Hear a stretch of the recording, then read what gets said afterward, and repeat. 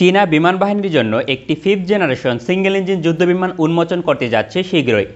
আগামী নভেম্বর মাসে চীনের সর্ববৃহৎ বিমান বাহিনীর সমরাস্ত্র প্রদর্শনী মেলা জোহাই এয়ার শোতে উন্মোচন করা হবে। চীন কেন হঠাৎ করে পঞ্চম প্রজন্মের single engine multirole combat aircraft তৈরির দিকে অগ্রসর হচ্ছে? এর প্রধান কারণ চীনের লক্ষ্য মার্কিন যুক্তরাষ্ট্রকে টেক্কা দেওয়া। এজন্য মার্কিন বিমান বাহিনীর সমকক্ষ হতে হলে তার অনুরূপ কিংবা তার চেয়েও শক্তিশালী পদক্ষেপ গ্রহণ করতে হবে। মার্কিন বিমান বাহিনী তাদের F-16 ফাইটারকে রিপ্লেস করার জন্য অতীতে F-35 এর মতো পঞ্চম প্রজন্মের সিঙ্গেল ইঞ্জিন যুদ্ধবিমান তৈরির প্রকল্প নিয়েছিল। তা অতিরিক্ত ব্যয়বহুল বলে নতুন করে F-36 নামক পঞ্চম প্রজন্মের single engine multirole combat aircraft নিয়ে কাজ শুরু করেছে মার্কিন যুক্তরাষ্ট্র। সুতরাং চীনের একই ধরনের পদক্ষেপ নেওয়া ছিল সময়ের দাবি। চীনের সিঙ্গেল ইঞ্জিন যুদ্ধবিমান J-10C, যা মূলত মার্কিন F-16 এর সঙ্গে প্রতিদ্বন্দ্বিতা করে, কিন্তু এর রিপ্লেসমেন্ট হিসেবে চীনের আধুনিক পঞ্চম প্রজন্মের single engine multirole combat aircraft 2030 সালের মাঝে প্রয়োজন। এজন্য চীন J-10D যুদ্ধবিমান সার্ভিসে আনবে না, তার পরিবর্তে নতুন একটি সিঙ্গেল ইঞ্জিন যুদ্ধবিমান প্রকল্প গ্রহণ করা হয়েছে। কেননা J-10 এর ডিজাইনের ওপর ভিত্তি করে পঞ্চম প্রজন্মের single engine multirole combat aircraft তৈরি করা সম্ভব নয়।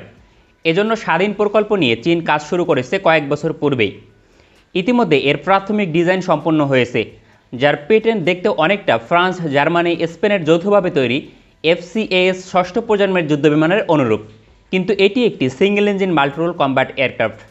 চীনা বিমান বাহিনী কেন পঞ্চম প্রজন্মের single engine multirole combat aircraft দিয়ে J-10 ফাইটার রিপ্লেস করবে, যেখানে তাদের একাধিক 2 ইঞ্জিন বিশিষ্ট পঞ্চম প্রজন্মের যুদ্ধবিমান রয়েছে, যেমন J-20, J-31 এবং কি ষষ্ঠ প্রজন্মের যুদ্ধবিমান নিয়ে কাজ শুরু করেছে? এর প্রধান কারণ চীনের বিমান বাহিনী বর্তমানে পৃথিবীর 3য় বৃহত্তম এবং তাদের ফাইটার ফ্লিট পৃথিবীর 2য় বৃহত্তম। শীঘ্রই মার্কিন যুক্তরাষ্ট্রের সমান হবার দিকে অগ্রসর। সুতরাং হাজার হাজার যুদ্ধবিমান অপারেট করতে হয় চীনা বিমান বাহিনীকে। বর্তমানে 3000-এরও বেশি যুদ্ধবিমান অপারেট করে চীন। আর এই বিশাল সংখ্যক যুদ্ধবিমানের 1/3 যদি সিঙ্গেল ইঞ্জিন বিশিষ্ট না হয়, তবে মেইনটেনেন্স এবং পরিচালনা ব্যয় বহন করা অত্যন্ত কঠিন হবে, যেমনটি মার্কিন যুক্তরাষ্ট্র সহ সকল বৃহত্তম বিমান বাহিনীগুলো করে থাকে। এছাড়াও চীনের ভিন্ন উদ্দেশ্য রয়েছে, তা হচ্ছে বহির্বিশ্বে, বিশেষ করে তৃতীয় বিশ্বের দেশগুলোতে তাদের পঞ্চম প্রজন্মের single engine multirole combat aircraft রপ্তানি করা। কারণ তৃতীয় বিশ্বের দেশগুলোর পক্ষে 2 ইঞ্জিন বিশিষ্ট পঞ্চম প্রজন্মের যুদ্ধবিমান অপারেট করা প্রায় অসম্ভব। তবে চীনের পঞ্চম প্রজন্মের সিঙ্গেল ইঞ্জিন যুদ্ধবিমান অপারেট করা কঠিন হবে না, কারণ এর মূল্য চতুর্থ প্রজন্মের যুদ্ধবিমানের কাছাকাছি হবে এবং মেইনটেনেন্স এবং ফ্লাইওভার কস্ট সাশ্রয়ী হবে। ফলে বাংলাদেশ, পাকিস্তান, থাইল্যান্ড সহ উন্নয়নশীল বহু দেশে চীন যুদ্ধবিমান রপ্তানি করার সুযোগ পাবে। তবে এই নতুন পঞ্চম প্রজন্মের সিঙ্গেল ইঞ্জিন ফাইটার চীনের পক্ষে রাতারাতি তৈরি করা সম্ভব নয়। নভেম্বর মাসে প্রথম প্রোটোটাইপ উন্মোচন করা হলে রিসার্চ অ্যান্ড ডেভেলপমেন্ট শেষ হতে কমপক্ষে 2025 সাল পর্যন্ত অপেক্ষা করতে হবে এবং সার্ভিসে যোগদান করবে 2027 থেকে 2028 সাল নাগাদ। পরবর্তীতে চীনা বিমান বাহিনীর পাশাপাশি বিভিন্ন দেশে রপ্তানি করা হবে। কিন্তু পঞ্চম প্রজন্মের সিঙ্গেল ইঞ্জিন ফাইটার আসতে এখনও 7 থেকে 8 বছর অপেক্ষা করতে হবে চীনকে। এই সময় J-10 ফাইটার উৎপাদন বন্ধ থাকবে না, বরং চীন এর উৎপাদন বৃদ্ধি করবে। কেননা চীনা বিমান বাহিনীর শতাধিক J-7 ফাইটারকে 2025 সালের মাঝে রিপ্লেস করতে হবে এবং J-10C ফাইটারের পরবর্তী সংস্করণ J-10D সার্ভিসে আসতে পারে আগামী 2 থেকে 1 বছরের মাঝে, যা মূলত পঞ্চম প্রজন্মের নয়, বরং এটি J-10C থেকে কিছুটা আপগ্রেড সংস্করণ হবে, যেমনটি মার্কিন যুক্তরাষ্ট্রের F-16 ব্লক 17 সংস্করণে করা হয়েছে। সেক্ষেত্রে আগামী 2030 সাল পর্যন্ত J-10 ফাইটার উৎপাদন করা হবে। তার পরবর্তী সময় এর উৎপাদন স্থায়ীভাবে বন্ধ করা হতে পারে, যখন চীনের পঞ্চম প্রজন্মের single engine multirole combat aircraft সার্ভিসে আসবে পরিপূর্ণভাবে। উল্লেখ্য, চীনের নতুন সিঙ্গেল ইঞ্জিন যুদ্ধবিমান তৈরির দায়িত্ব রয়েছে চেন্দু এয়ারক্রাফট কর্পোরেশন, যারা মূলত J-10C ফাইটার উৎপাদন করে। চীনের নতুন পঞ্চম প্রজন্মের সিঙ্গেল ইঞ্জিন ফাইটার উৎপাদন পাকিস্তানের জন্য একটি গুরুত্বপূর্ণ ভূমিকা পালন করতে সক্ষম, কারণ পাকিস্তানের শত শত সিঙ্গেল ইঞ্জিন যুদ্ধবিমান আগামী বছরগুলোতে অবসরে পাঠাতে হবে। চীন যেহেতু নতুন সিঙ্গেল ইঞ্জিন ফাইটার সার্ভিসে আনতে যাচ্ছে, এই কথা বিবেচনা করে পাকিস্তান অ্যারোনটিক্যাল সেন্টারে J-10C ফাইটার উৎপাদন শুরু করতে পারে পাকিস্তান।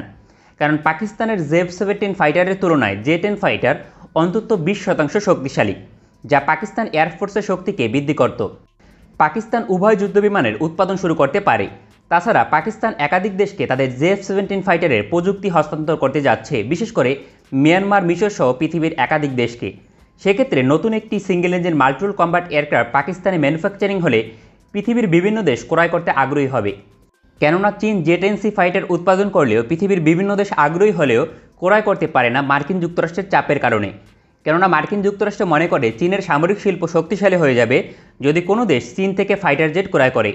উদাহরণস্বরূপ থাইল্যান্ড জে-10C ফাইটার ক্রয় করতে মরিয়া ছিল, তাও F-16 ব্লক 15 মডেলের যুদ্ধবিমান রিপ্লেস করার জন্য। পরবর্তীতে যুক্তরাষ্ট্র থাইল্যান্ডকে সরাসরি হুমকি প্রদান করলে থাইল্যান্ড পিছিয়ে যায়।